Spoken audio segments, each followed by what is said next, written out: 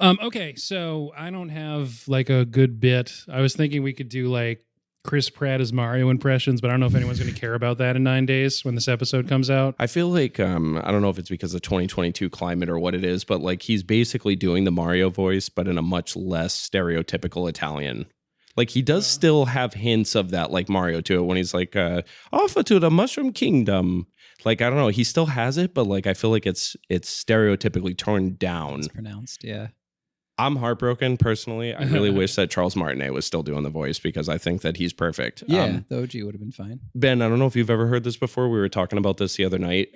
Did you ever hear the story of how Charles Martinet got the role for Mario? No.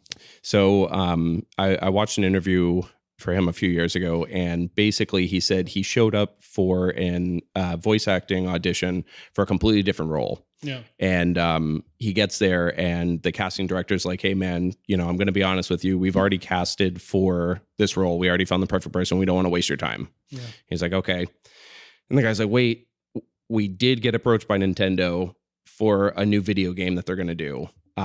If you want to audition for it, you know, we'll run it right now. He's like, okay. And they're like, all right, here's the deal. It's a video game. You're an Italian plumber from Brooklyn. Go.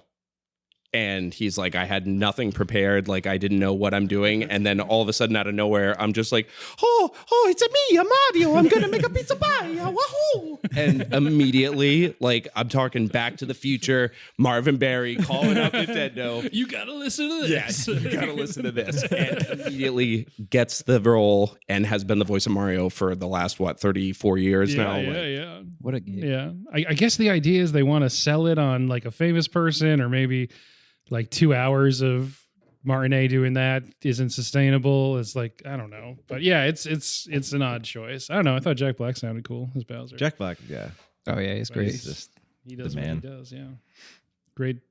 Yeah, so I guess that'll be the opening. All right. Yeah, so just the same as the Friday the 13th. Oh, yeah. We'll keep that going. So as you guys know, I don't really know how to start the podcast yet. So it'll either be just talking about Chris Pratt's Mario or something along the lines of Welcome to Late the Movies. My name is Ben Holden. This is a podcast where my friends and I get to fill in our movie blind spots. Every week we'll pick a movie that I or a guest hadn't seen before and really should have by now. The movie this week is House, the 1977 Japanese one, not the Roger Corman one. There's a lot of movies called House, but this one's the 1977 from Japan. Different Nobuhiko variations of house. Obayashi's. Smart Yeah. house. It's not Smart House, though very scary. I watched the wrong movie then. Oh, yeah. It wasn't House Party? It wasn't House Party. Okay. No kid in play in this movie. My guest this week, left to right across your podcast aisle, we got Noah. Hello. Mile. Hey. And Corey. What's up? It's very... Are you okay? What's up? He doesn't want to be here. I don't know. My voice is raspy today. Oh, okay. He's still recovering from the movie last night. Yeah. Oh, yeah, I understand. Because it was just me going, what the fuck? Over and all of us just going, What's happening? It's great. We're like 2 weeks over a year into the podcast, so it's very rare that we get to have a new person on. So it's exciting to have Miles here today. I'm glad it could be this movie that you get in on. Happy to be here, man. Yeah. This was what did you just make us watch, dude? Like, honestly. We'll get into it. I'm really excited to talk about House. But first, as always, let's talk a little bit about what we've been watching recently. And since you're new, what's like your relationship to watching movies? Is it a typical pastime? Is it once in a while kind of thing? 100% cinemaphile. Yeah. I have watched a lot of movies. I don't know if I know anybody that's watched more movies than me. Maybe Cool. you, but myself personally, I mean, I grew up on the classics: Back to the Future, Ghostbusters. As of late, I'm way more into horror than anything else, so this was definitely up my alley. Recently, Noah and I actually went to go see that movie Barbarian. I'm not sure if you guys had talked about this yet or not, but that was quite an interesting movie.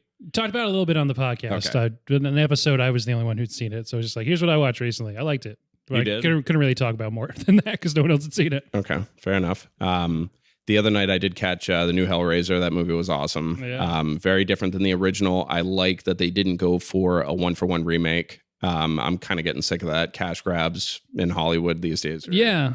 It seems like they're moving away from it, and it's like a legacy reboot or a requel. Technically, it comes after, but it's with different but similar stuff. Whatever. Mm-hmm. But yeah, I'm hearing good things. I haven't watched it yet. Okay. Yeah, I mean, I'd say nowadays probably horror more than anything. I'm not a big action guy. Love comedies. Cool. Those are probably my big ones. Nice. Have you guys seen anything cool recently?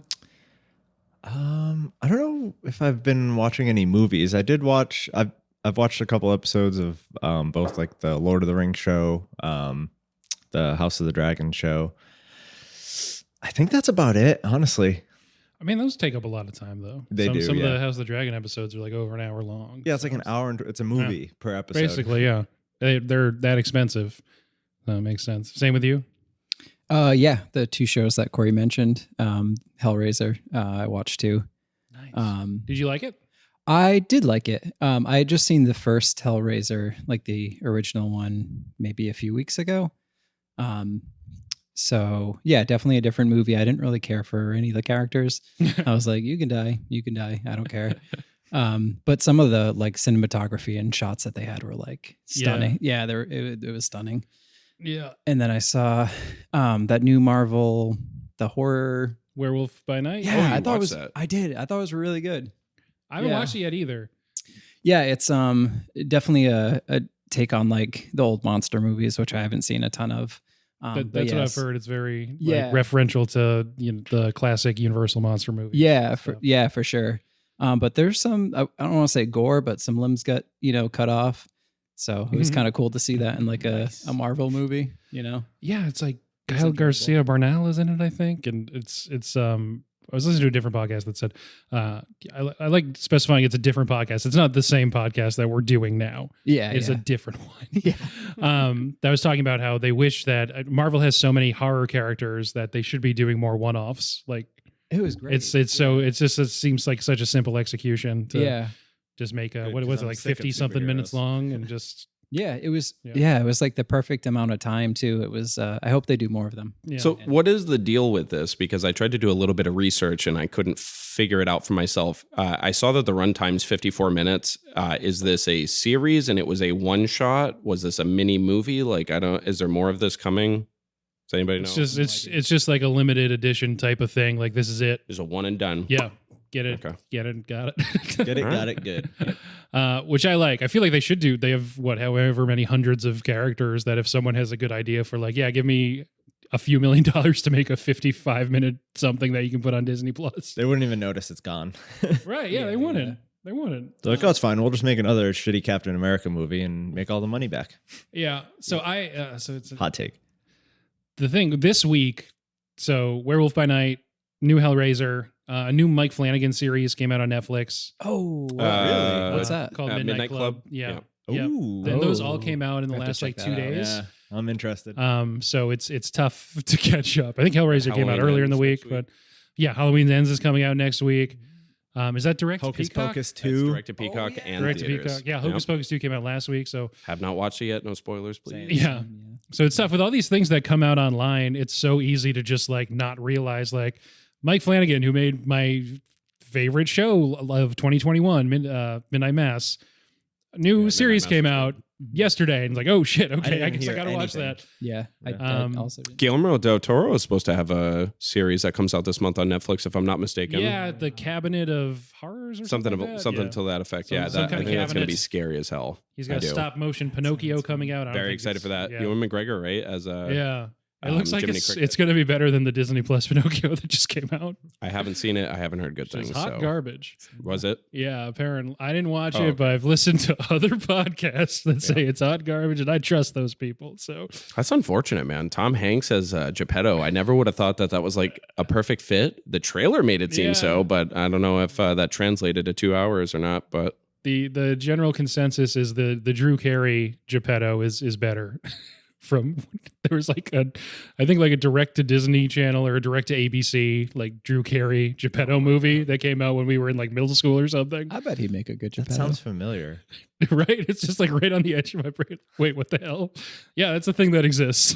yeah, I can't imagine that. Yeah, that's good. I'm going to try and find like a VHS copy of that for a White Elephant next year. But anyway, every week this month, I'm trying to watch something on Shudder and then talk about it for this. Shudder is a cool streaming service. I think it's technically AMC's horror streaming service, but it has a ton of movies that are hard to find elsewhere and just weird stuff playing all the time. They have 3 live channels, which I appreciate. You can just like turn it on and see what they're playing and watch like 5 minutes of some bonkers 80s slasher or something.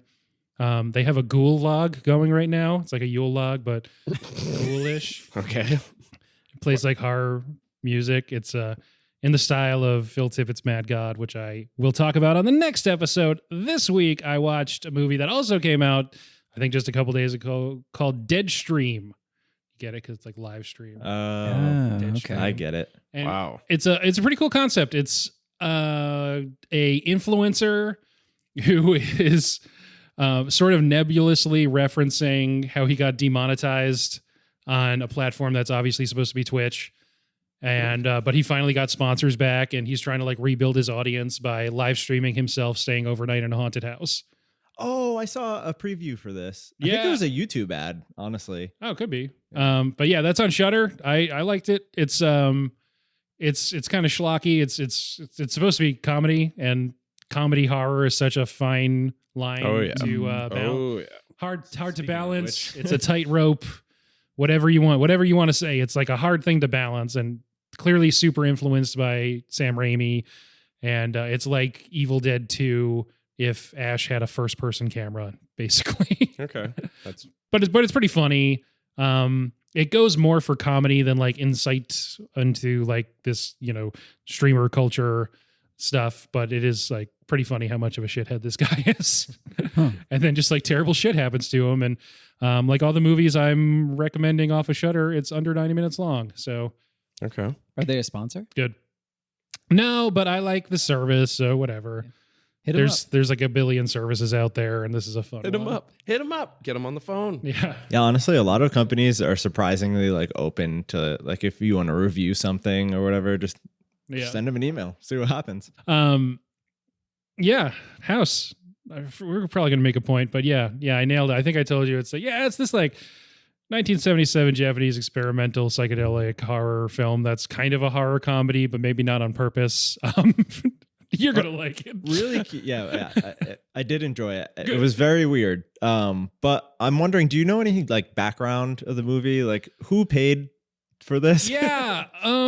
Let's get into the movie first. I think it's more fun to do it this way. We always start with a 1-minute plot summary. But before that, we submit our disclosure form about what we already knew about this movie. So I've seen this movie before. Had any of you guys? I've never seen this before. No. This is a one of a kind. Yeah. This is sui generis. This is a movie that kind of was lost to time, but then rediscovered, I think like in the thousands by American audiences. Was it 08? 2009, I saw, was when it got its wide release. finally. Yeah. That's So crazy. it's 32 years later. That's pretty much it. Now that it's in the Criterion collection. That's if you watch it on HBO Max, it has the Criterion logo at the beginning. And with a 1-line description. I thought that was hilarious. yeah, so it's what it's like. 8 girls go to a house. Yeah. Weird stuff happens. Girl Weird stuff goes to a happens. haunted house. Yep.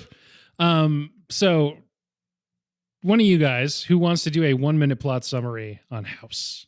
Oh, actually, it's Miles' first time.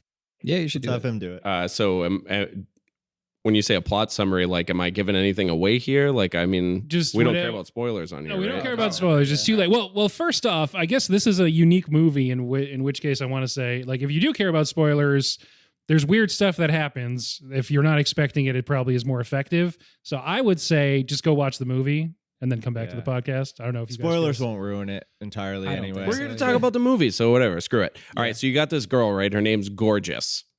She finds out that her dad has taken on a new lover. She gets very upset about that, so she's like, I'm going to hit up my aunt and see if I can go hang out at her place for the summer with my 6 girlfriends. Aunt answers back, says yes. Boom. Her and her friends take a little trip to Auntie's house, and some weird shit starts going down. Right off of the bat, you know the aunt is just not good, right? 30 seconds. She's got those creepy little stairs, whatever. Well, one by one, the girls start getting picked off by weird shit in the house. Turns out that the house is haunted. The aunt is a vampire, I think. And there's a whole lot of blood. Cat blood. Yeah, that's pretty much it. You nailed it. 55 seconds just about. So this movie, now that we've got into the plot, Toho Productions, you might recognize the production logo. It's the company that made Godzilla movies. That was their main thing. A bunch of other stuff. Yeah. When Jaws comes out in 1975, becomes this phenomenon, redefines how movies come out, defines a summer blockbuster. And Toho's like, well, big monsters are our fucking thing. We need one ourselves. We need to hire someone to make our own version of Jaws. So they go to Nobuhiko Obayashi, who is a commercial director primarily, also has some roots in experimental film, but mostly is like an ad man. He makes advertisements. And That makes so much sense. and they're like, oh, we just need to bring in like a journeyman guy who's just like, just make like Jaws, but for us. And he goes, got it. And he made this. The reason the movie is the way it is, it's kind of like a Rorschach test, because we can say there's all this like stuff about this trauma of like a generationally consuming evil because of World War II. Nobuhiko Obayashi goes to his daughter and has her co-write the movie with him based on like a 10-year-old's stream of consciousness. I think I know which thing she did.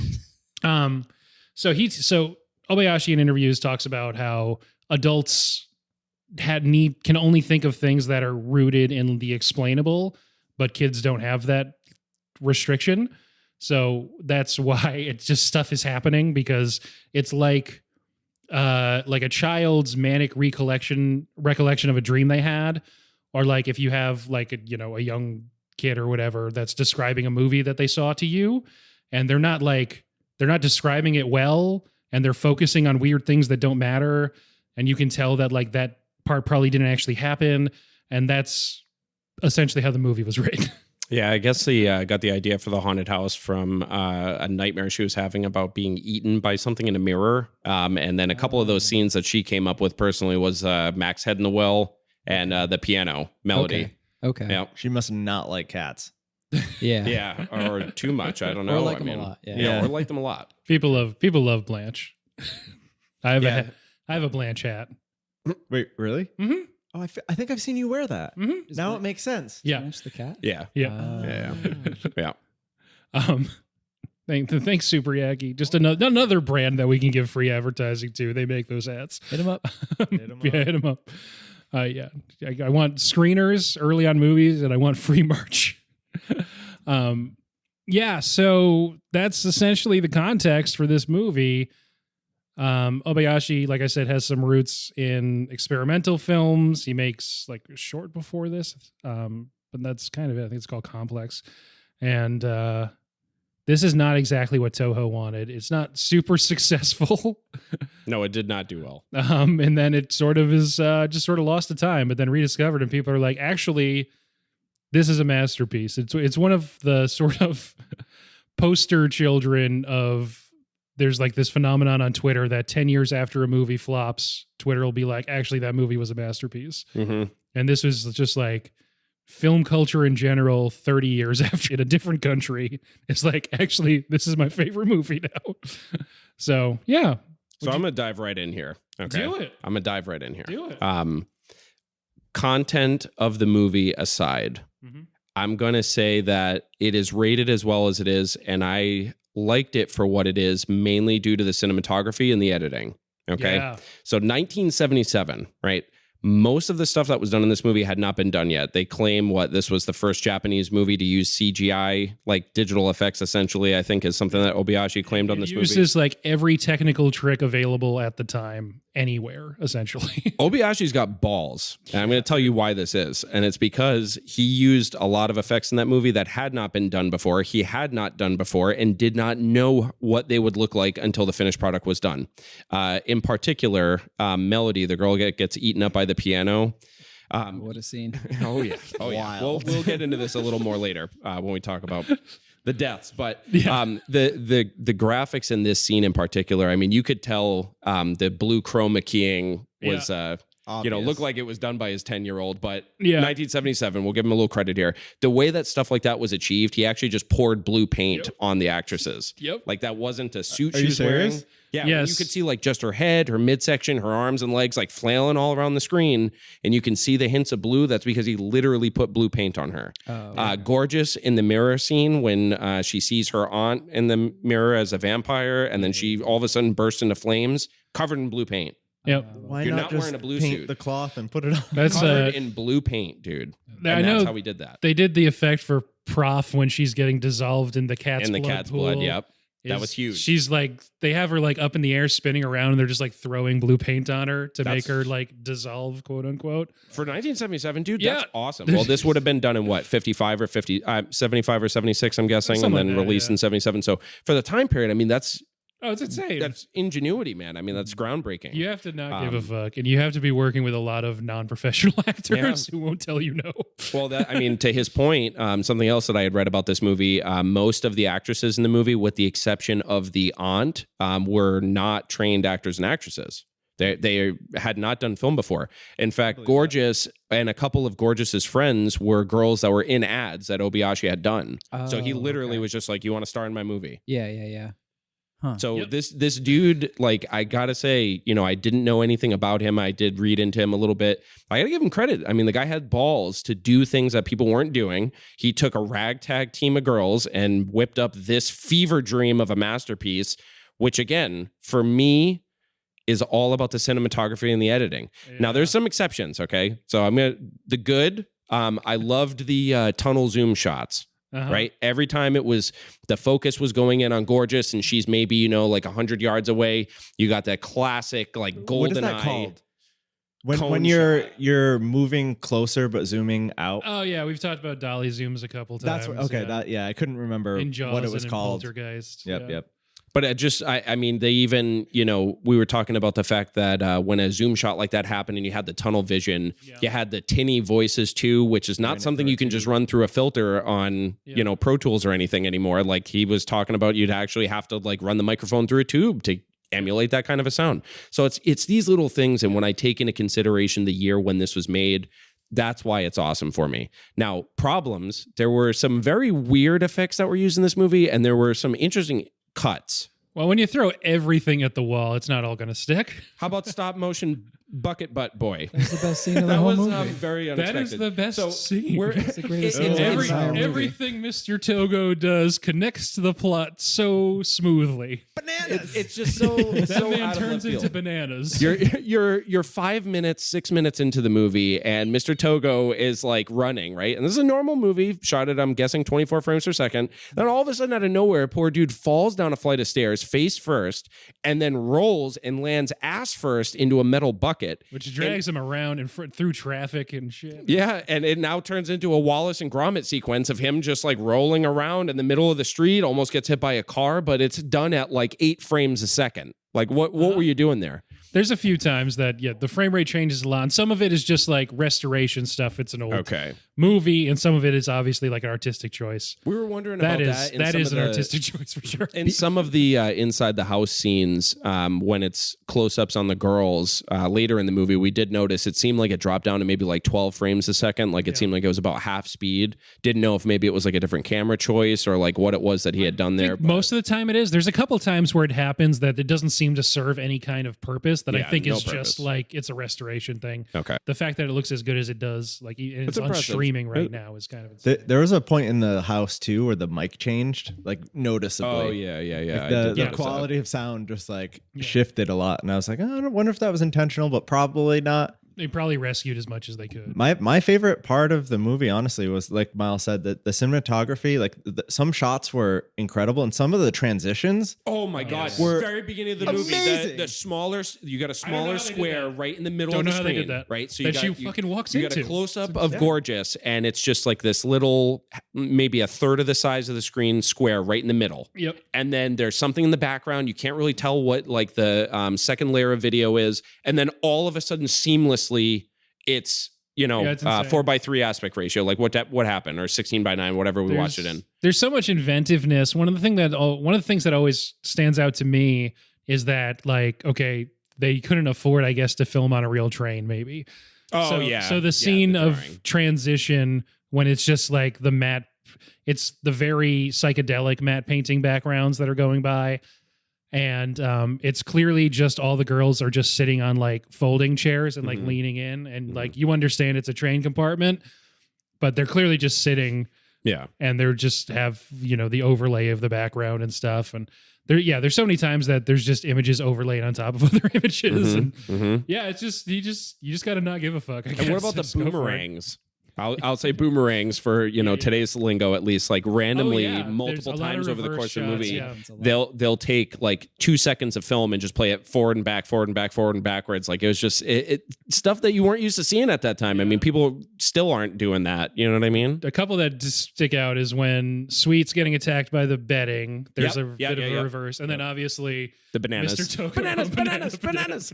Yeah. There was one scene where the cat jumped into the lady's lap, but it was just the cat backwards. Yeah, it was just a reverse click. Oh, did you pick up? I was gonna say somebody totally threw the cat right onto the aunt's lap when they were wheeling her out of a room, and then off of camera right over here, the cat just comes flying right onto her lap like nothing happened. Yeah, there's a few times that clearly live animals are thrown in this movie. My goodness.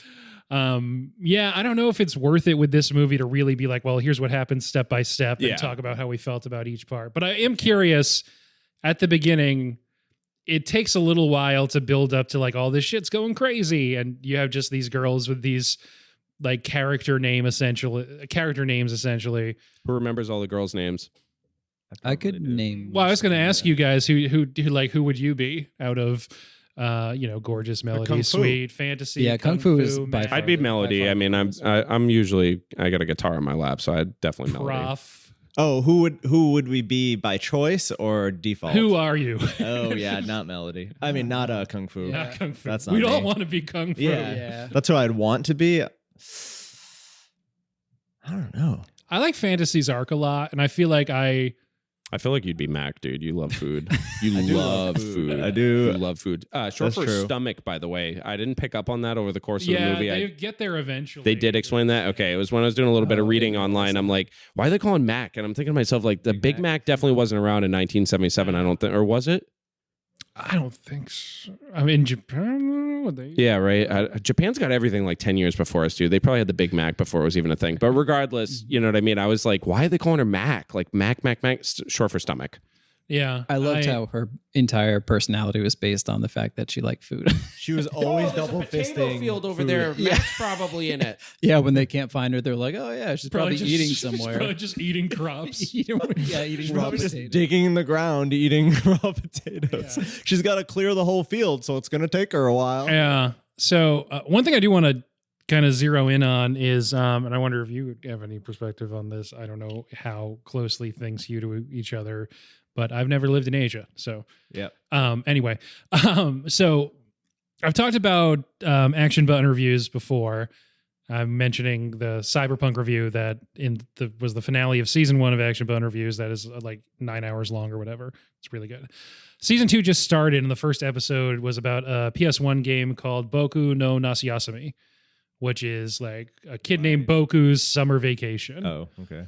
And it's about this city kid who spends his summer vacation, which is August. They just get 1 month, at his aunt and uncle's house in the countryside.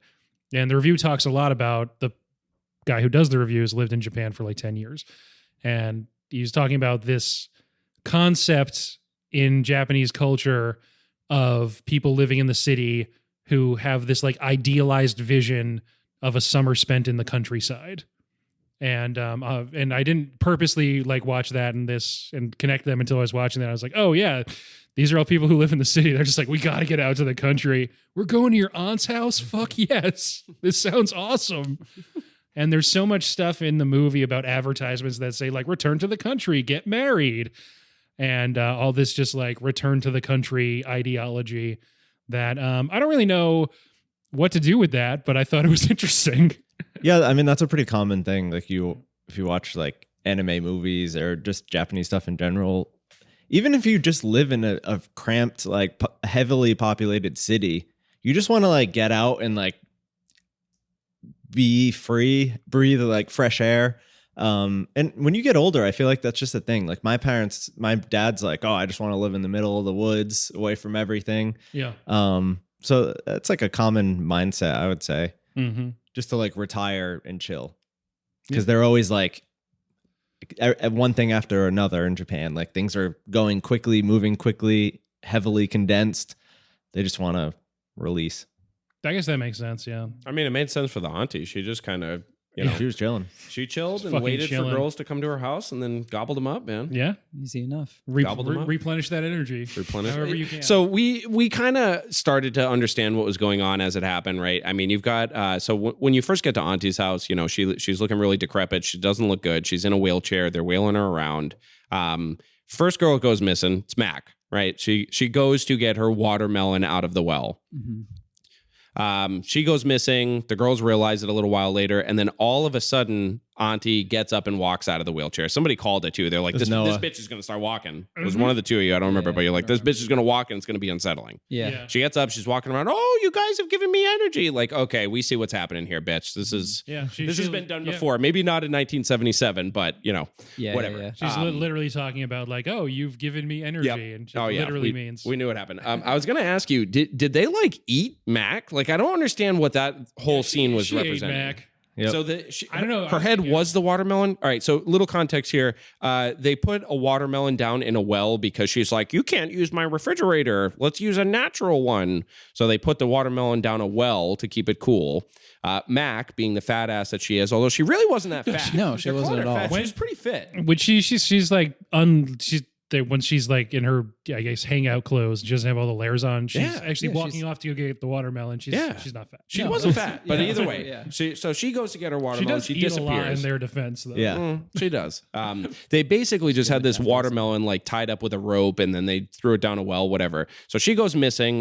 Do we remember who it was that went to go find her? Fantasy. It's Fantasy. Okay, so Which Fantasy, is why they don't believe her. Fantasy goes to see where she is, and she's like, oh, she hasn't gotten the watermelon yet. And she pulls the rope.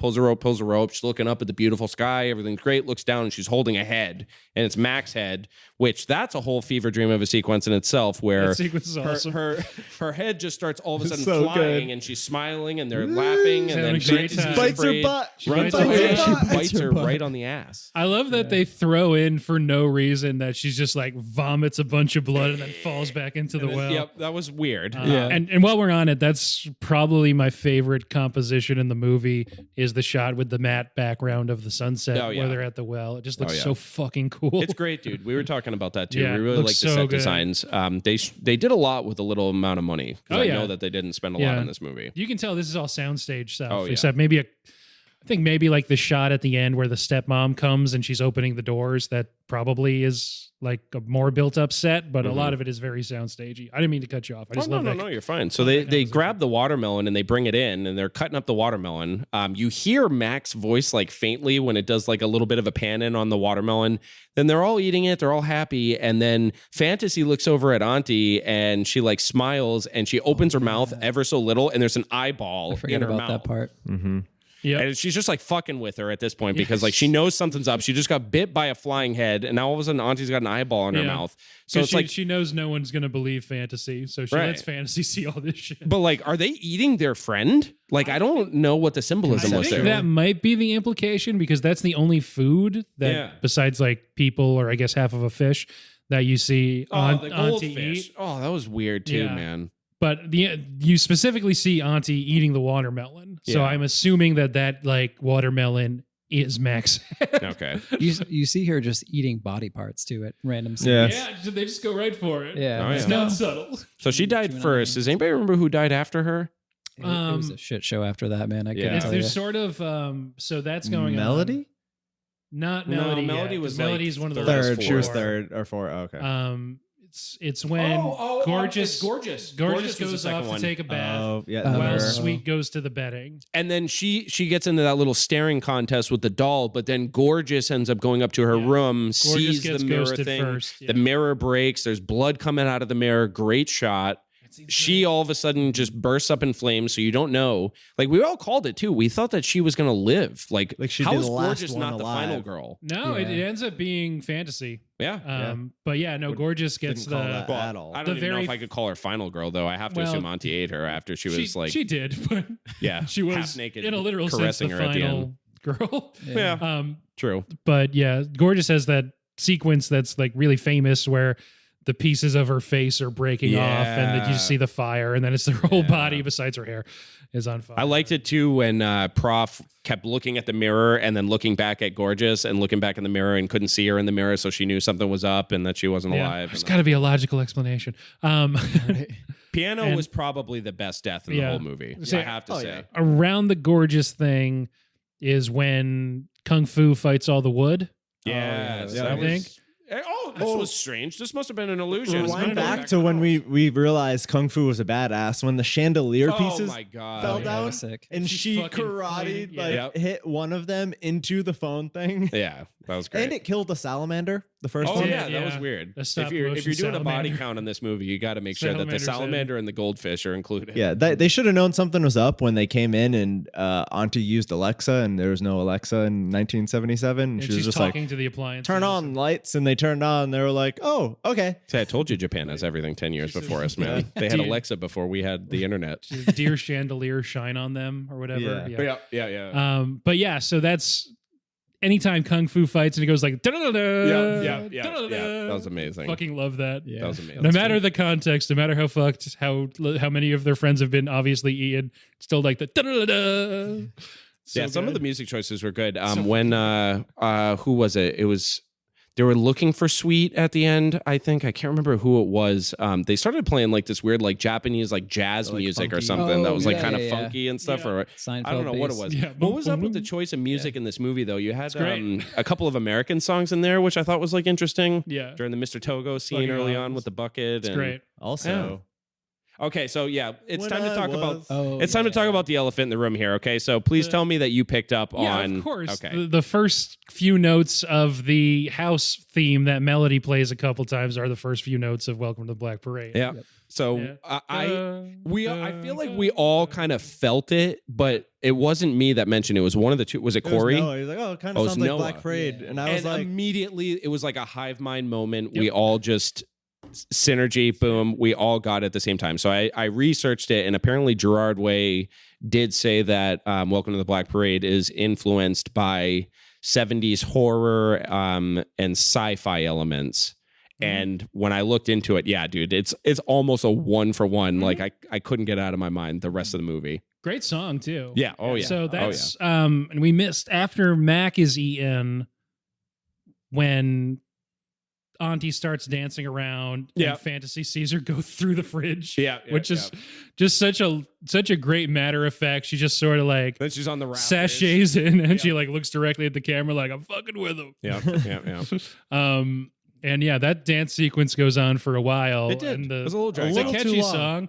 The skeleton too. The I just skeleton love the dance. build, the skeletons dancing, He's the And skeleton's then- dancing in the background of Oh, like yeah, 6 dude. scenes. Yeah. and then Blanche is on the piano Yeah, and Blanche is singing along. Yeah. With the meow, I felt like I was meow, watching like a meow. Monty Python sequence or something for like a Yeah. few I minutes just there. love Like that build. was It's so ridiculous that when Blanche starts singing, I'm always laughing. 'Cause Mhm, That shit is mhm. so funny. mhm. But yeah, so we're in it. Sweet gets a lot of them end up with no clothes on. Yeah, I that guess. that scene was pretty Yeah, it got a hilarious. little weird. So yeah, but she gets into a little staring contest with a doll, and I thought she was dead right then and there. But like a few minutes later, it cuts back to her. She's Yeah. still locked in the laundry closet, and then all of a sudden the bedding starts flying. You got they're chucking beds at her. Because Blanche gets there. Right. Oh yeah, the Blanche witch was- cat. Only Blanche a was witch cat busy can open and close a elsewhere. door. Yep.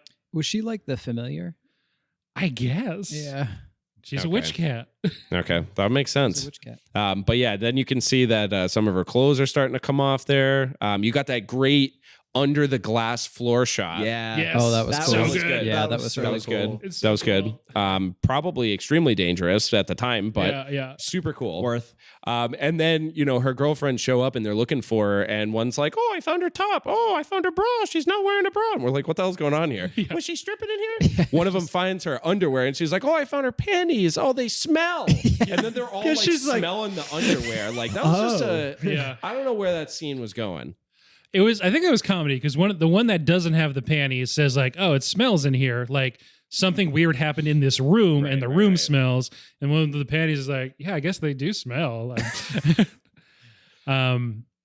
yeah, man. Oh, Cool immediately shit. following that scene, Yeah, right? we're basically just in it now. There's no cut. like, Yeah. there's no relief. So literally, like they're in the room, they're looking for Sweet, they find all of her clothes, and then all of a sudden, you have this older Japanese man get right in her face from the So side with good. the mouthful of noodles. Oh, and yeah, then yeah, it'll yeah. transition. The Togo To a cut. completely Bear different chef. scene. Yeah, and also he another leans back amazing and transition. he leans back and he's at like a noodle counter. It's And great. the chef's a bear.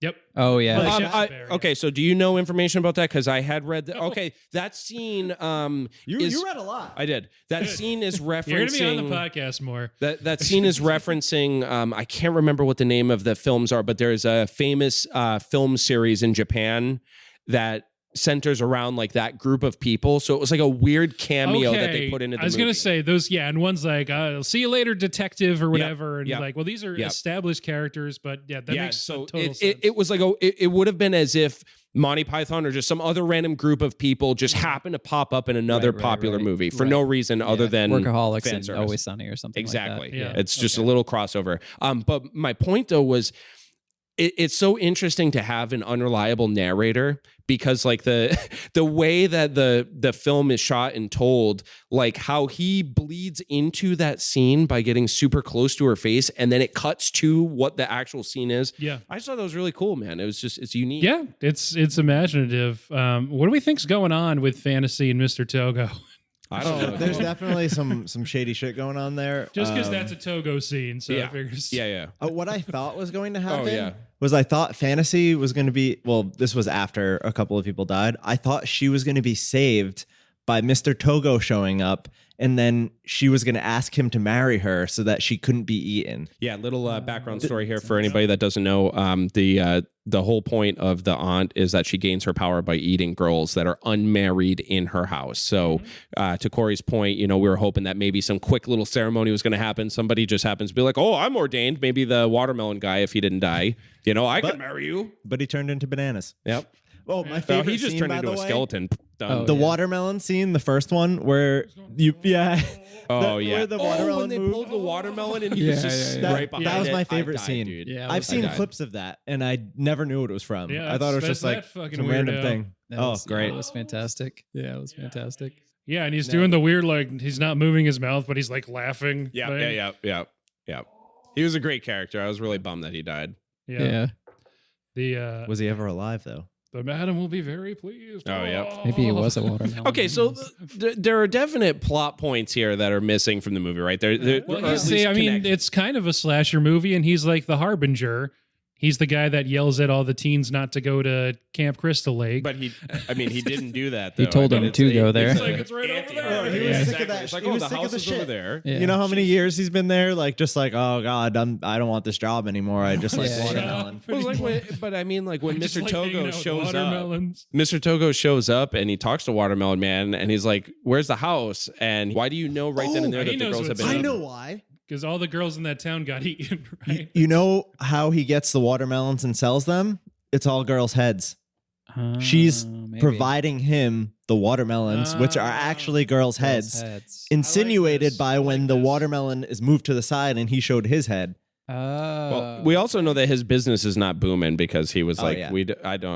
I don't get visitors here, so No. I don't know if that checks out, but I like where I you're like going that. I with like Could be. that. It's just I a like where your wild- head's at. it. I like the Wild cut of your thought. jib. I like where your head's at. Yeah, thanks. Thank you. Yep, that was a good one. Yeah, man, it's a cool fucking movie. So we get into like the big fun finale that this movie has a great build. They basically end up doing a we're not quite there yet. They run upstairs and find Gorgeous, who they think, but is obviously a ghost. Yeah. Mhm. Yep. Clearly She's a ghost. completely in her mom's garb from her wedding day. Yeah. I love the bit where this works on me anytime. This happens in the Quarry a couple times. Works so well on me. Where someone picks up a phone and someone's already like screaming for help on the other end, and then she just puts down the phone and is like, it's out of order. Yeah. Yeah. She's Yeah. like, why didn't I hear that? Yeah. But yeah, I love that she just leaves and they're like, can we go with you? And she just fucking leaves. And then the door locks from the outside. Great. Yeah. You're fucked. Yeah. And then she just hangs out, juggles some light balls in the garden, sings a song. Yeah, that was strange. Like the light bulbs like don't really move well. Well, I think it's just like the auntie enjoying like her young new body. Yeah. I can juggle light balls again. Yeah. Right. I've been waiting. I've been waiting 35 years for this. Yeah. But yeah, the finishing scene where they get into the like sitting room and there's the poltergeist shit starts happening the with furniture starts moving around, and then it's a big kung fu scene where kung fu Great is kung fu saving scene. everybody. Legendary character right there. You got it. Yeah. Even after her head gets eaten and her body gets eaten, her She's legs still get that fucking Oh, the cat. kick. Oh my god! Yeah. Her lower half of her Yeah. body And getting we're, that kick on the cat poster. Why is it that a cat poster is like the source of her power? It's like a talisman Well, Yeah. concept. they thought it was, but clearly it didn't work. I Yeah. guess. It It just worked for pissed it that off and room. made it start It throwing seemed- up a bunch yeah. of blood. Maybe there was they did say there was like 20 cat posters in the bedroom, so maybe they need to get all of them. That I really liked the like the blood pool below. That's the so cool. Like, oh, so that was so well so done. when I'm talking about like what a great build for a horror movie, I mean this is straight like Evil Dead 2 and like the Evil Dead remake where it's just like raining blood for the last like 15 minutes. That you get to the point where they're fighting off all the furniture and it's like there's a strobe light happening and shit's going crazy, and then they're like, you haven't seen fucking anything yet. I know you think this is just like a cheap sound stage, but this whole thing is over a pool of blood. we spent all our money on this next Yeah. scene. What a way to spend your money though. That I wonder how shit's they awesome. filmed that. I I'm wonder like what they guessing- did. I don't I'm know. guessing a big glass box, or like box, 'Cause it's like- and filled it with water, and then just put red lights I around feel the glass box. like normally with shit like that, it's pretty shallow.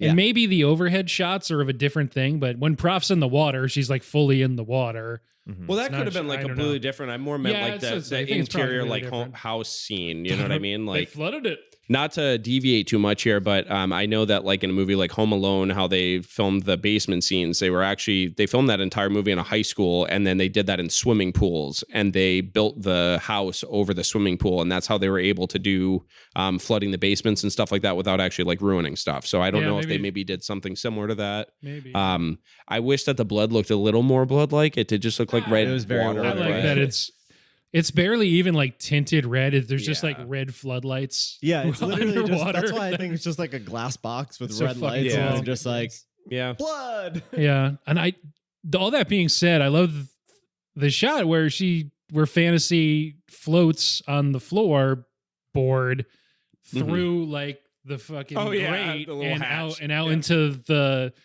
stairway. Yeah. Yeah. And she's like moving rooms through like they flooded this whole fucking thing, I guess. Yeah. So cool. So there's your Jaws part, I guess. Yeah, that's the Jaws. I was getting major Stanley Kubrick Overlook Hotel elevator vibes from that too. There's Yep. there's got to The be flood so of many red. things that must have been influenced by this movie. I want to honestly. know Yeah. what else. That's the thing Yeah. is like this was dead or whatever, but it's like I already mentioned Sam Raimi, but there's a bunch of other people. Like I said, the room does a full. It's the bedroom in Poltergeist that room does. So You're right. Toby Hooper, did Spielberg see this movie too? Like Yep. Yeah. it makes I don't me know. wonder. I don't know when or how they would have, but I guess you find shit if that's your job. But Yeah. it's just so cool. Yeah, and then The Gorgeous's giant head too in that scene was great when she just kind of Yep. popped up out of nowhere and is like talking to them and Just she's like, let me "Just let me eat you. Yeah, Just let me eat you." guys." I don't want to understand. And there's a scene that happens before that. We didn't talk about the melody piano thing in order, but we did talk about it. But when Prof is trying to come up with the plan, and they're in that room before shit goes off, and the camera's just spinning around as they're walking in a circle. As they're walking around in a circle It's in pairs. cool. That was great. That was It's great. so cool. And was Melody? I mean, yeah, was Melody like possessed or something? I don't know if you remember this or not, but in that scene, When the she's- other three girls leave her, Yeah. and then she just kind of does a Kubrickian style kind of like stare over at them, like we're like, is this girl like mind fucked by Like the a auntie little right smile. now? Or?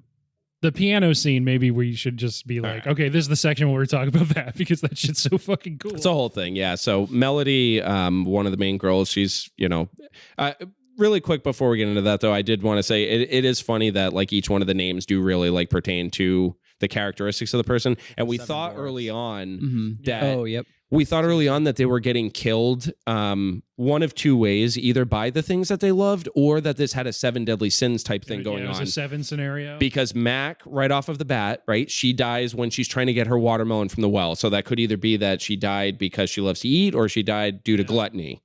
Second one ended up being Gorgeous, who got killed she was while preening in a mirror. Vanity. Yeah. So we thought like we were starting to go down a little bit of a rabbit hole that It's didn't like, I pan guess out for the rest of them. She cleans too much. Yeah, I don't. Well, that's where it lost us. Like, I love Kung Fu. cleaning.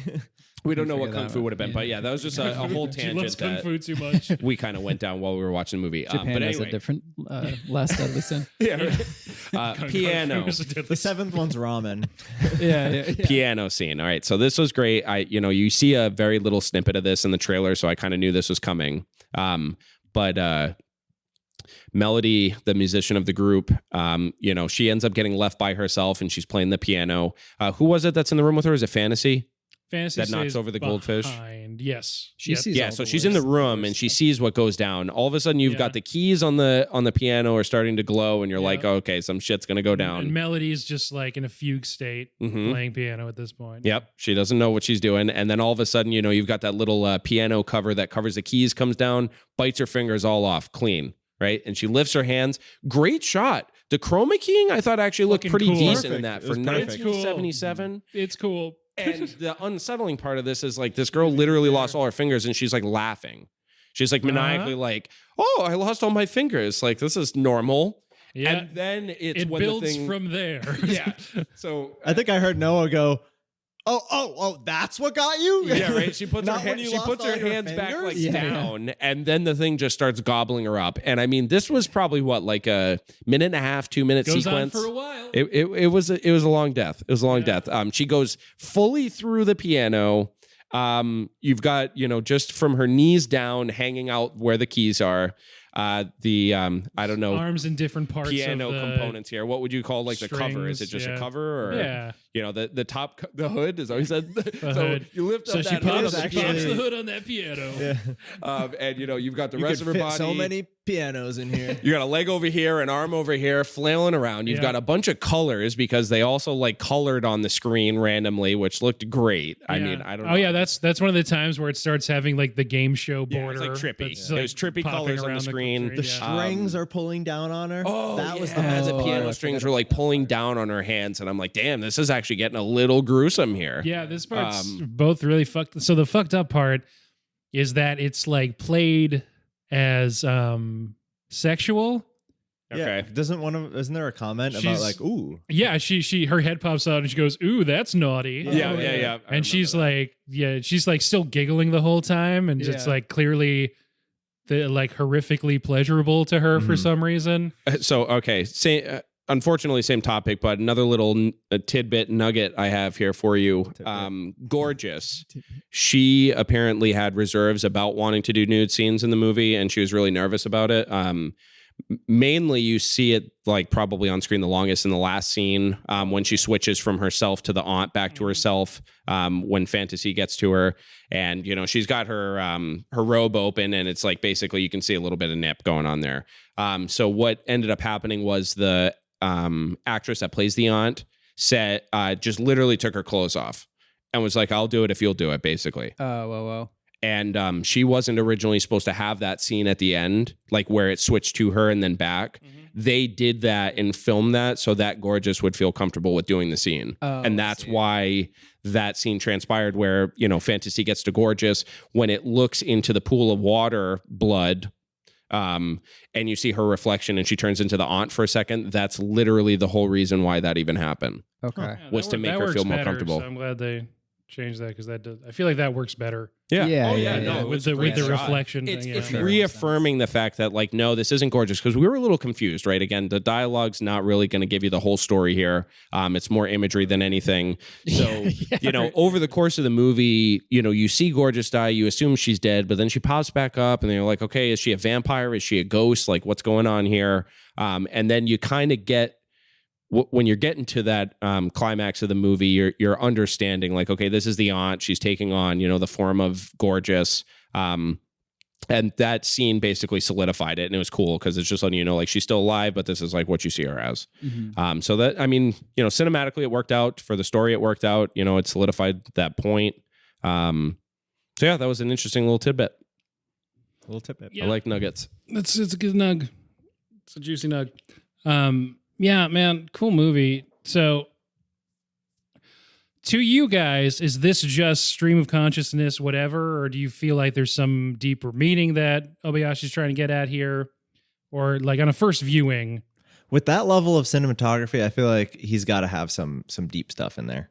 Well, you had mentioned like war stuff earlier on in the conversation, and there's a lot of that imagery in the movie because the aunt's, was it her fiance, boyfriend, or husband? I can't remember. It was were they to be wed? Okay. Yeah. So the aunt's fiance went away to war, and a part of why she became so bitter is that she waited for him. Like, she didn't take another lover on. She just basically waited alone and waited for him to return, and he never returned. So with that imagery, I mean, I have to assume that there is some kind of deeper meaning here rooted into the country somewhere in that. I don't know why they would have randomly gone down that road personally. Yeah, there's the whole sequence where Gorgeous is, I guess, describing her aunt's history, and they're all basically watching the. That was interesting. Yeah, that was the really same I interesting. love the montage way that we was are. told. Yeah, no, I don't know anything else that's done that. Okay. Where people are saying it, but it's I mean, and I feel like it also serves to underscore the naivety and innocence and obvious virginal thing that the girls have going on, where there's like a really brief shot right at the end of that sequence of a mushroom cloud, and I they're was like, just "Oh, it looks gonna like say cotton that. candy." Yeah. It looks like cotton candy. Yeah, and it's like, okay, you're just you're underscoring the naivety and the bitterness that someone who remembers that would feel about someone who goes like, "Oh, it looks like cotton candy." Mm-hmm. And yeah, so Obayashi is from Hiroshima Prefecture. He was 7 when the bomb dropped. Oh. And he said, like, well, now my life is different. He's one of these, like, the power of cinema guys. He falls in love with movies after finding a film projector at the age of 3 and starts like making fun movies with his friends. A lot of his friends die in Hiroshima Oh my god. at 7 years old. Wow. And so that's, I haven't seen anything. Yeah. I haven't seen anything that explicitly says this, but wanting to make a horror movie from the point of view of a child makes like a lot of sense. Yeah. If like you were 7 years old when this life-changing thing happened to you, Yeah. that is, one of the I don't know, I wouldn't fucking rank them, but one of the most horrific things that's actually happened in human history. Mm-hmm. Twice. Yeah. Yeah. And so there's definitely readings of this that is him and his daughter, who wasn't alive at the time, trying to work through this thing, like a family, like therapy thing.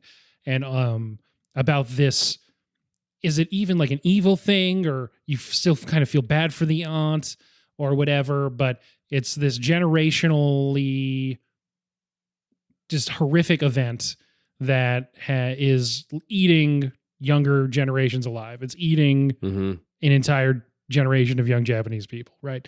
And yeah, I'd say the imagery, like, that checks out for me, man. yeah. So that's, makes I sense. feel like that's kind of what I get from it. Yeah.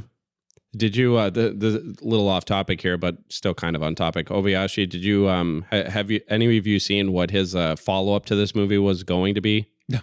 Jaws 2? So no, he wasn't. Jaws 3D? He considered doing a house sequel. Ultimately decided against it because he thought that this was just a great one-off movie. It's a one of a kind and probably will never be replicated. You know what I mean? Smart. So very good.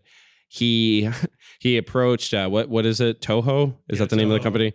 So he approached Toho, or they approached him, whatever it was, for him to pen a script for another Godzilla movie. Mm-hmm.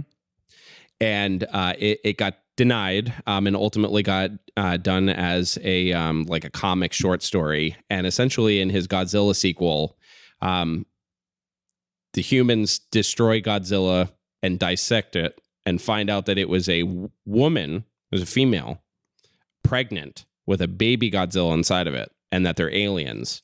And then ultimately finds out that baby Godzilla needs to get sent back to his home planet where Pappy Godzilla is. What they called him? No, but Pappyzilla. Papa Daddy G. Godzilla. Yeah, Papa G. He needs to be reunited with Papa G, and then they'll like stop some force that's trying to like destroy their planet or something, and then they end up turning Mommy Godzilla's body into a spaceship and send him packing. Oh my I'm god! all for it. Toho was like, "No, we're not doing that." But yeah, man, just a pretty cool movie. Every episode, I take our ratings and I put them on our Letterboxd page. That's Late to the Movies on Letterboxd. That's the number 2.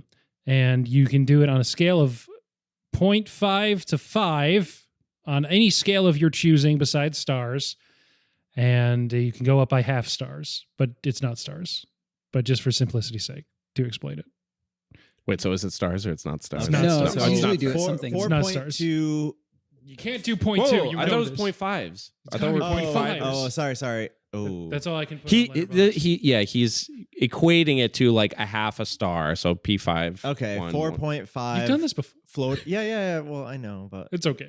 I feel like you let me do that once before. Yeah, I'm cracking down. Okay, Dude, this okay. isn't. 4.5 floating watermelon heads. 4.5 floating watermelon heads from Cory. Yep. Nice. It's sometimes difficult to come up with like an object or a specific image to use as a scale, but I don't feel like it's as hard for this No. movie. There's too many. That's the hard part. This is a 5 for me. 5 vomiting cat posters. Hell yeah. Blood vomiting, projectile blood vomiting cat posters. I don't know how to rate this movie. I'm going to be completely honest. Because if I was just rating it as like a viewing experience, it'd be pretty low. So Right. But like now that we talked about it, it was weird. It was really weird. I mean, I would never watch it again. Probably. I don't think so. Yeah. I mean, I like talking about it and learning a lot more about it and understanding it more and a lot of the points that he was trying to make. And like, I have way more information about it now. But I mean, as a like, I don't know. All right, then don't rate it like as a movie, right? Like it's not like, oh my goodness, the dialogue was incredible, the script was so well written. Just Yeah. in terms of just an experience for you, Okay. what is the experience? All right, I'll give it 4 potatoes. 4 potatoes. Out All of right, 5. Mac. Yeah. Your description sounded more like a 3. Well, that's where I was going. Oh, but I didn't okay. know how to rate. I didn't know how to rate it. yeah, just what is it to you? I think is more interesting than Yeah. Yeah. I feel like Noah heavily took into consideration the conversation that we had today. Like he said, learning more about it and stuff. Like overall, now you like knowing sticking kind of with like a 4, where it comes Yeah, from. I'll- 4.5 or 4. What did you say? No, I'll stick with 4. 4 potatoes. Yeah, Okay. 4 potatoes. I'm also gonna probably go 4 Melody's fingers. 4 million. Not the thumb. No. Okay. So it's not. I have to say it's not a must see movie, right? It's not a movie that like just any person on the street. I would say you have to stop what you're doing right now, run home, get HBO Max, put on House. Like it's just, it's not that movie for me. But it's a very niche movie that if you can appreciate cinema in general and not just like a bandwagon Avengers watcher, whatever you might consider yourself as a movie watcher, if you can appreciate the movie for when it came out, what it accomplished and what it was trying to do, then I think it's a fun movie. But if you're watching it for specific reasons, I don't think you'll like it. Yeah, I think that's fair. One of the things that you really zeroed in on is as a movie, like narratively, it's very thin, but as like a technical showcase, if you appreciate that kind of thing, and I do, and it seems like you do too, there's a lot to sink your teeth into. Yeah, that's great. Yeah, the whole movie, like I feel like Miles and I were just pointing out different like things that they tried, or like, look how they use the glass to like refract the image and blah, blah, blah. Like that stuff was like there was little things too that we picked up on early in the movie when they had first gotten to the aunt's house. I want to say it was before Mac died. There is they're at the well area. I think it was when they put the watermelon down the well. Over in the corner, you get this kind of like wide shot, and one of the girls is right in front of you. And the well water is being dispersed into like a punch bowl almost. And you can see that the water that's coming out is water, but one of the girls takes a glass and scoops a cup of it, and it's blood red.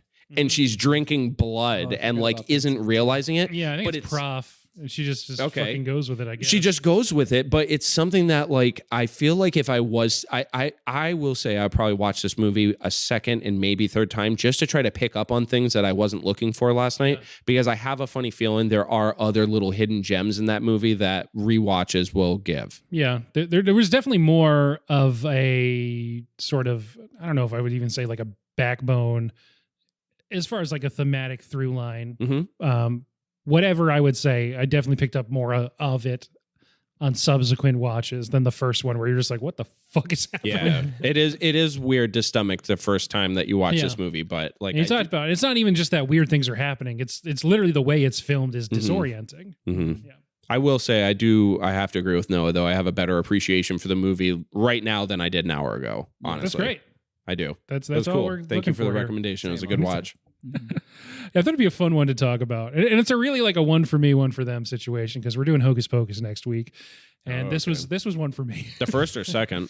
It seems like we're doing both. Oh, nice! I haven't watched the second one yet. So. Yeah, we barely talked about the watermelon guy dying because someone doesn't like watermelons. And then Mr. Togo turning into bananas. I gotta say, like, it's not connected to the plot. banana. So it makes sense we didn't talk about it. But one of my favorite, I guess, misdirects or red herrings in like any horror movie ever, where like the guy that you think is going to show up, like the cops coming at the end to arrest the whatever, you're like, well, fantasy knows Mr. Togo's coming, and he does get pretty close, but motherfucker turns into bananas.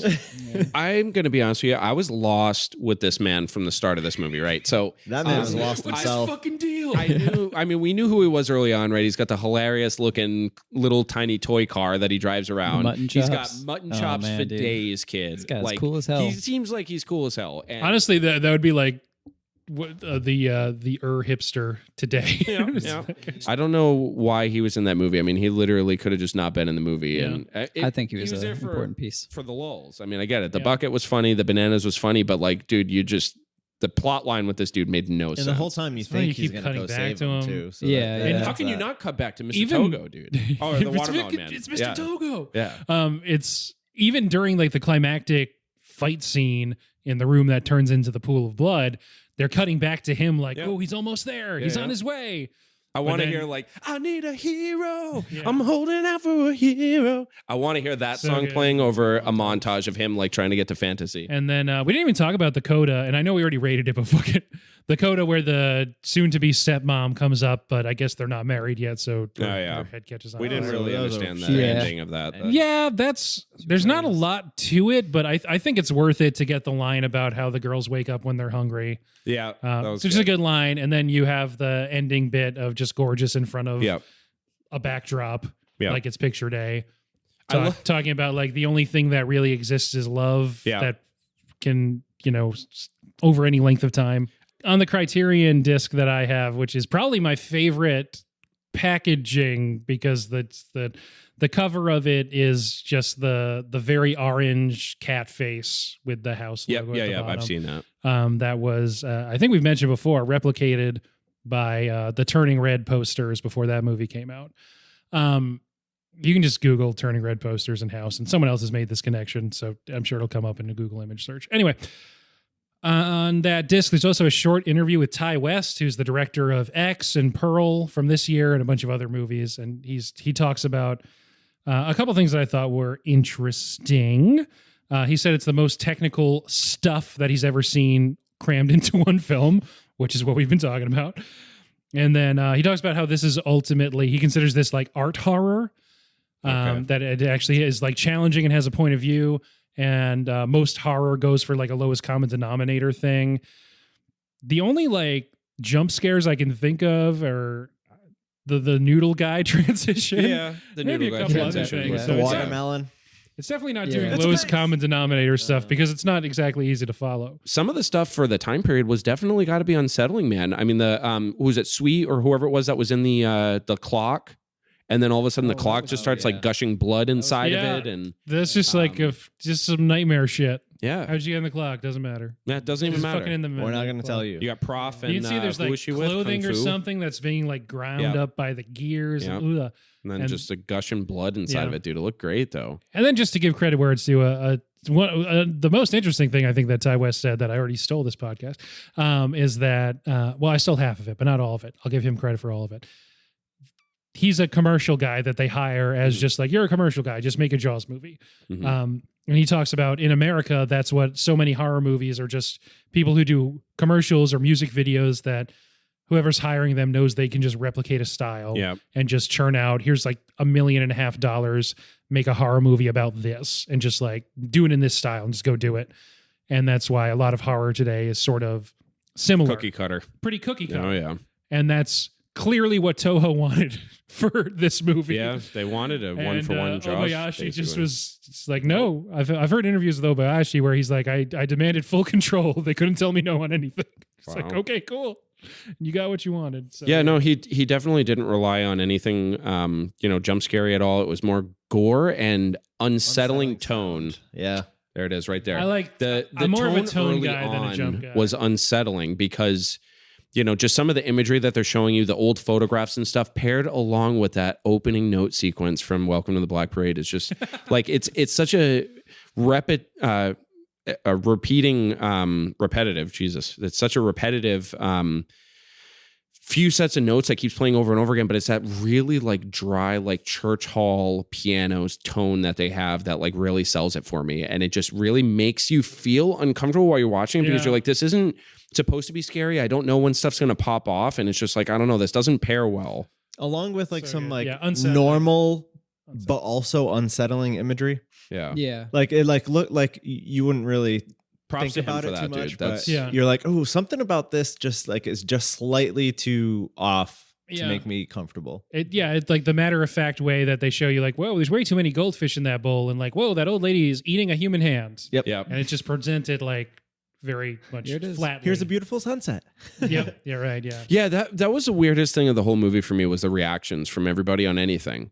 Literally, no matter how fucked up this movie gets, the people treat everything like it's normal. Oh, it's normal that my fingers are just bitten off. Oh, it's normal that like 6 campfire logs just flew around in the air and tried to attack me.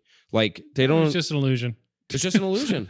Yeah, none of them care. What I love is that the only person who believes it is Fantasy, and then everyone throughout the whole movie is telling her she's wrong. And then when it gets to just her at the end, and she's like rafted over to obviously Ghost Gorgeous, who is the aunt.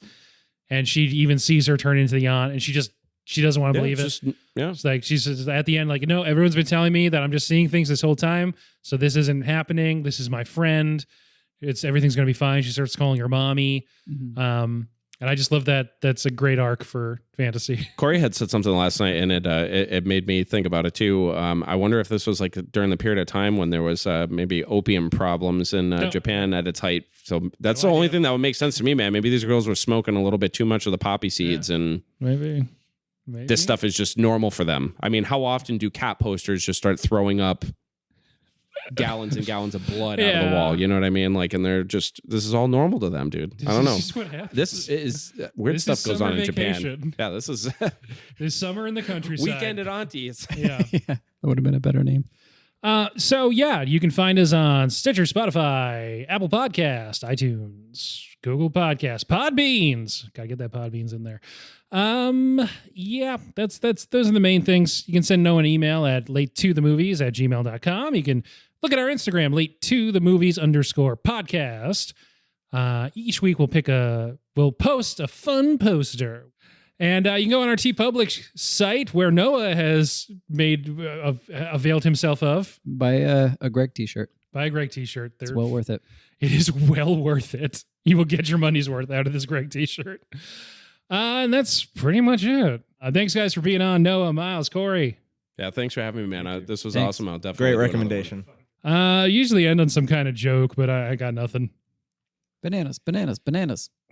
Mushroom Kingdom, here we come. Mushroom Kingdom, here we come. Luigi. Wahoo! That's it. We nailed it.